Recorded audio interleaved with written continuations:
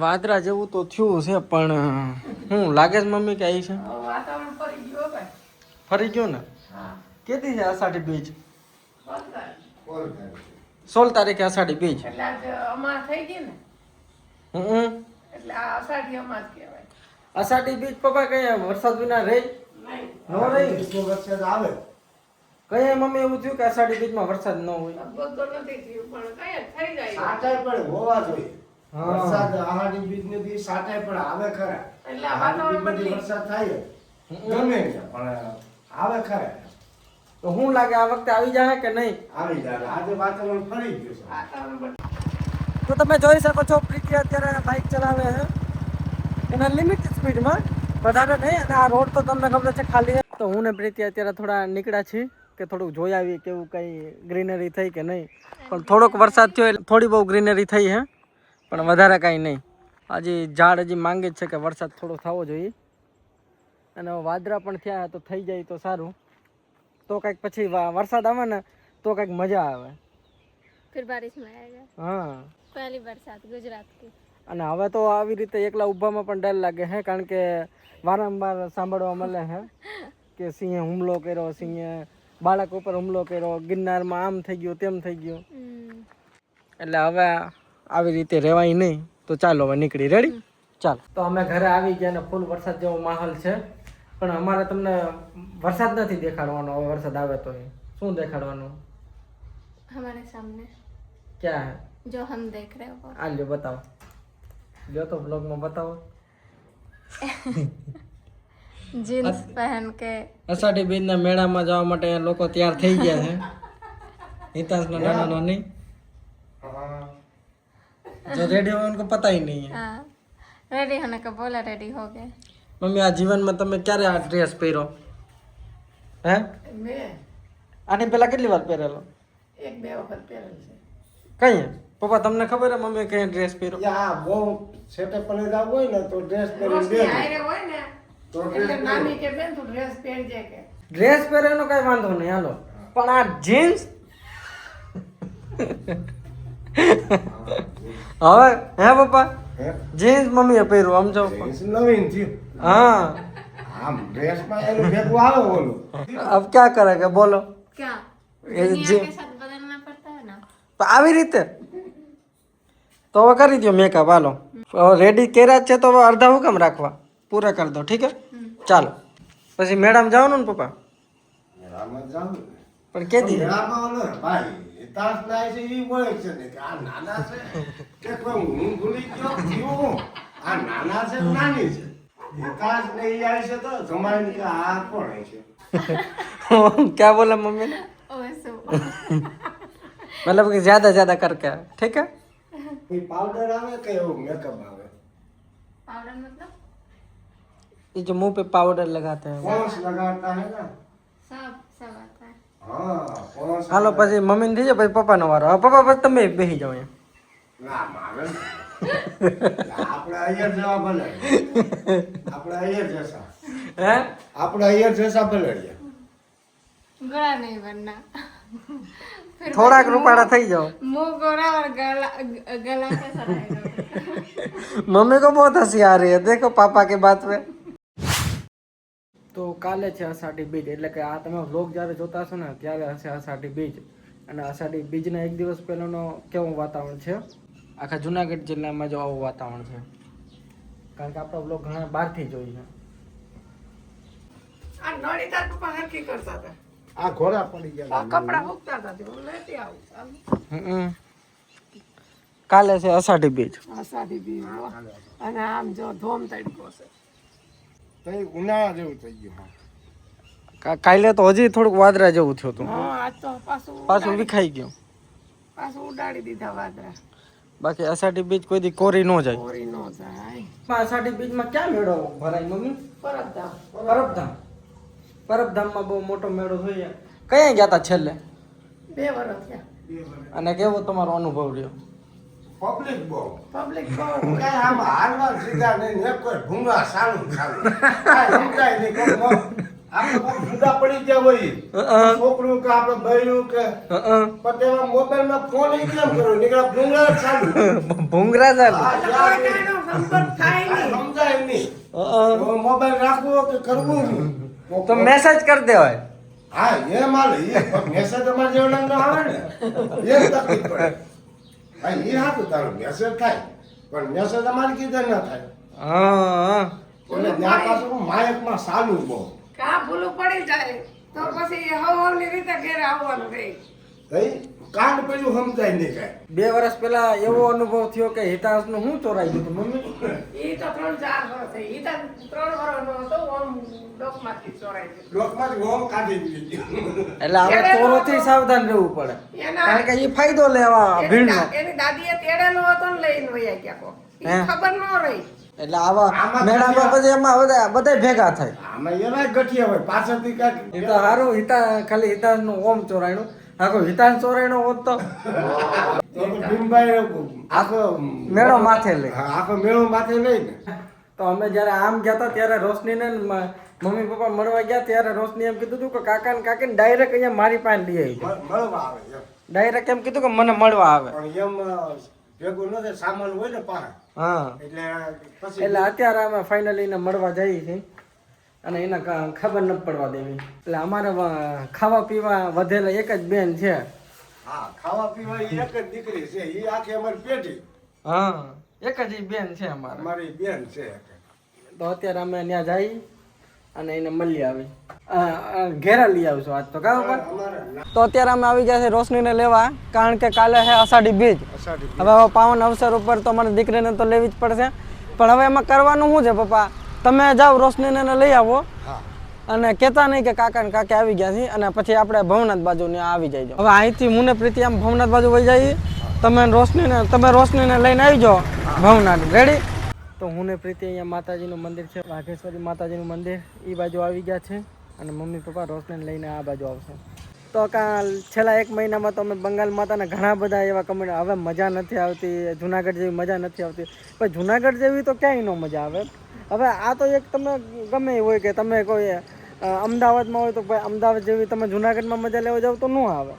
હવે બંગાળ જેવી મજા અમે અહીંયા લેવા જઈએ તો ન આવે. હવે એ તો છે જ બધી જગ્યાને એક જગ્યાનો એક ઓરા હોય એક વાઇબ હોય ये तुमने ना इस शहर में आवे बीजे क्या ही नो आवे અત્યારે અમે જૂનાગઢમાં જ છે और मेन चीज़ क्या है कि ऐसा नहीं मज़ा क्यों नहीं आ रहा है क्योंकि वो मेरे फैमिली वाले ज़्यादा वीडियो में इंटरेक्ट नहीं कर रहे. ये मेन इशू था ना क्योंकि वो हिंदी भी टूटे फूटे बोलते तो कैसे वीडियो में हिंदी तो बोली જ નથી શકતા ને. वही टूटी फूटी बोलते हैं. નહીં પ્રીતિના ઘરે તો હિન્દી કોઈ એટલે બોલે તો આમ કે ઓહો હિન્દી એટલે ઘરે કોઈ હિન્દી પણ હું તો તૂટી ફૂટી બોલી લે પણ પ્રીતિના ઘરે તો તૂટી ફૂટી પણ કોઈ બોલતા નથી કારણ કે બહુ સ્ટ્રેન્જ વસ્તુ થઈ જાય એના માટે કારણ કે એ લોકો ટૂંકમાં એટલું બધું ક્યારે એક્સપ્લોર કરેલું નથી અમારી ઘરે પણ નથી કરેલું. આ વ્લોગિંગ તો હું ઘરેથી જ ચાલુ કર્યું ને એકથી અમે ચાલુ કર્યું ને ઘરેથી એટલે એ લોકો યુઝ ટુ થઈ ગયા પણ પ્રીતિના ઘરમાં ડાયરેક્ટ વ્લોગિંગ કરીએ એટલે એટલા માટે મેં ઘરે એટલા બધા વ્લોગ પણ નથી લીધા. मतलब ये कितना अजीब हो जाता है कि मान लो किसी का मेरा ही घर है गए हैं बट अचानक से वीडियो बना रहे हैं फिर अचानक से हाँ घर दिखा दो लोगों को दिखा दो ये क्या है वो क्या है ऐसा नहीं होता धीरे धीरे होता है ना.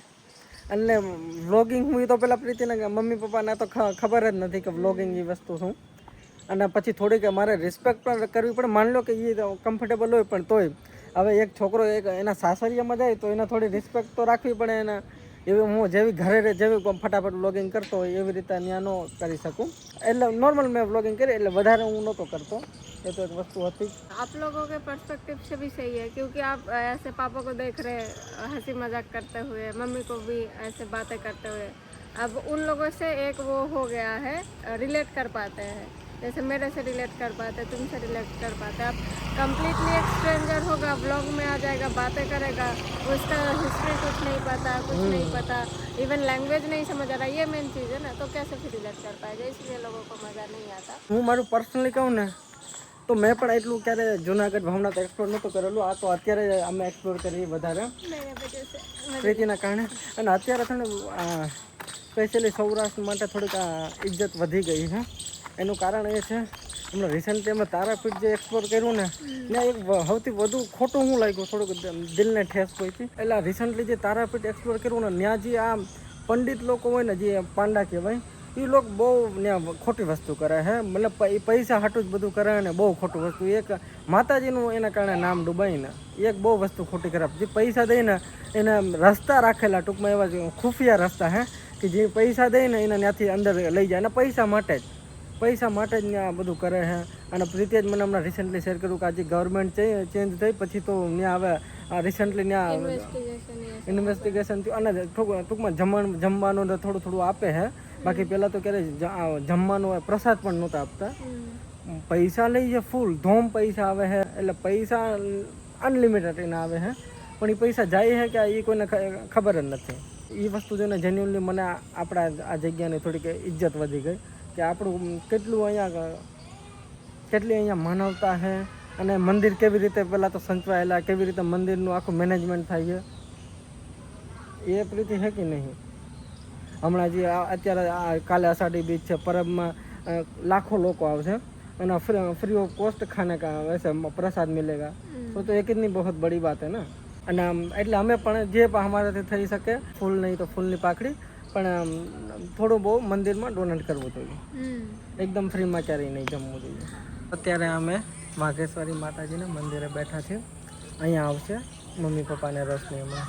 અને જે લોકોએ કીધું કે જુનાગઢ જેવી મજા નથી આવતી, અમને પણ મજા નહોતી આવતી એટલે અમે આવી ગયા પાછું. સાચું કે નહીં? અમને જનરલ બહુ મજા આવે. जूनागढ़ इन द सेंस इस साइड पे भवनाथ मतलब भावनाथ हाँ यहाँ पर अच्छा लगता है, बहुत शांत वातावरण है, पीसफुल और ऐसा सचुंदर भी आसपास घूमते रहते. यही मेरा वो अटेंशन ग्रैब कर.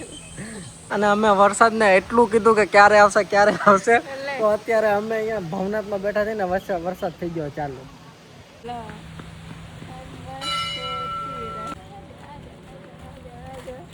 देखो बड़ी नहीं हो गई, 1 महीने में लंबी कितनी दिख रही है.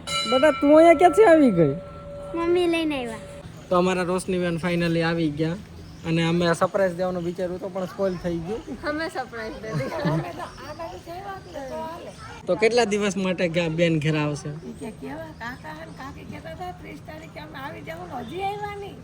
હે રોશની હવે તો આવી ગયા ને? મહારાજ આવી ગયા. वो देखो सर्कस, देखो देखो देखो वहाँ બેટા કેની જવું છે ઓલો બોઇલમાં હિતા છે એમ કેમાં જો ખીજાઈ ગયો. હાલો હવે આપણે જઈએ આમ. રેડી? હાલો બેટા મજા આવી છે ને? હવે પાછું વહી જાઉં ને, હોસ્ટેલે વહી જાઉં ને. આરતીનો સમય થયો, ઝાલર વાગવા માંડે. આવો શાંતિનો અહેસાસ તમને ક્યાં થશે? એટલે દૂર દૂરથી લોકો ભવનાથ આવે છે, જુનાગઢ આવે છે. પણ રિસેન્ટલી હમણાં એવો બનાવ બની ગયો ને, ખબર કે નહીં? હા રોશની તને ખબર કે નહીં? સિંહ એક બાળકને ખાઈ ગયો, નથી ખબર? હવે એ સિંહ આવું ક્યારેય થયું તો નથી પણ આ પહેલી વાર એવો બનાવ બન્યો છે.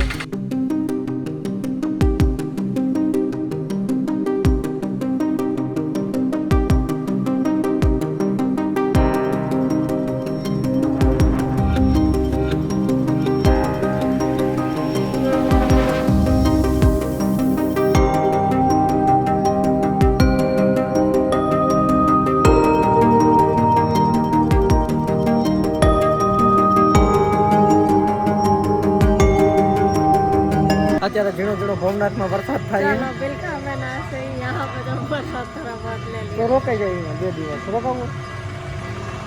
પપ્પા પ્રીતિ ક્યાં 2 દિવસ રોકાવું હોય? અહીંયા હા તો આશ્રમ ગોતવું પડે. તો આશ્રમ ઢૂંઢના પડેગા. આશ્રમ ઢૂંઢના પડેગા. હા એક વસ્તુ દેખાઈ ગઈ છે યુનિક, એ હું પેલા પ્રીતિને પૂછી આ શું છે? कचरो ડોબા જેવો તમને નહીં સમજે. આ છે ને પ્લાસ્ટિક માંથી આ ચેર બનાવેલી. હા पढ़ रही हूँ कि क्या लिखा આખી ચેર તમે જો પપ્પા, આ પ્લાસ્ટિક માંથી બનાવેલી. આ જો પ્લાસ્ટિક की ઓલી બેન છે આખા ગિરનારમાં. એટલે પ્લાસ્ટિક હા એકદમ મિનિમમ યુઝ કરવાનું. 45 કિલો. હા જો 45 કિલો માંથી બનાવેલું છે. હવે તો સાડા ચાલુ જ રહી. યા તો સાથે વરસાદ આવ્યો તો વિરાટ કારણ કે વાદળા અટકાઈ જાય છે એ ગિરનારને અટકાતા રહે એટલે વરસાદ તો ચાલુ જ રહે છે. સમજે હું પપ્પા તો આ ગિરનારમાં આયા તો આપણે એમ થાય કે વરસાદ બહુ હોય હા. પણ આ બારોબાર નીકળીને તો ત્યાં ધૂળ ઉડે છે. હા આપણે ડાયરેક્ટ ઓલી જગ્યાએ જવું. यहाँ पे आके बारिश का मजा ले रहे हैं सारे।